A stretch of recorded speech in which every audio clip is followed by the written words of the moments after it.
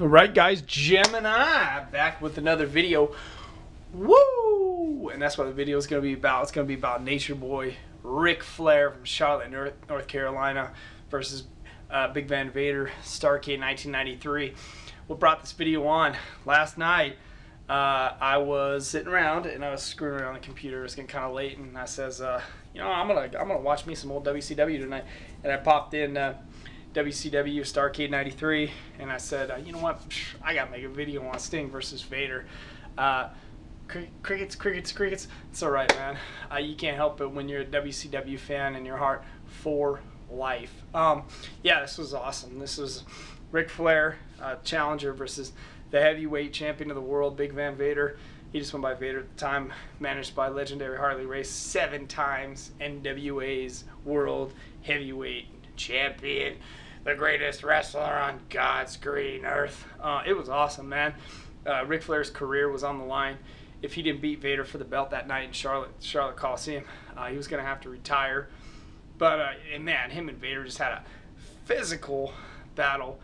And leading up to their Thunder Cage in January of '94, maybe it was February '94, around Super Brawl '94 time, they had the big Thunder Cage match. Man, it was awesome. Flair battled Vader with all his guts, got some of his teeth knocked loose, won the WCW title from Vader. It was pretty incredible. You guys have to understand, at this point, Vader had held that WCW title for nearly 2 years, just destroying everyone in his path. Mick Foley and Joe Thurman and Nikita Koloff, and powerbombing half the roster, and tagging up with Sid and Masters of the Powerbomb, and they were just a nasty tag team, and Vader was just a nasty champion, and he had a notorious reputation for hurting people, and people were in Charlotte that night, they were concerned for Flair's well-being, and they did this big thing where Mean Gene was following Flair around to his house, and they had a camera crew there, and he was saying goodbye to his family and his kids and wife, Beth, at the time. You can see a young Charlotte. They were all worried about Rick. They were all worried about Ric Flair's safety, stepping in the ring with the monster Vader. They were worried about it, and it was tremendously well done. It's too bad that Starrcade 93 was not on a bigger scale. You know, it's too bad that this match doesn't get talked about more, because it meant a lot. Emotions were high in the Charlotte Coliseum when Flair won the world title from Vader for the, what was it, like the 12th time. That place went nuts.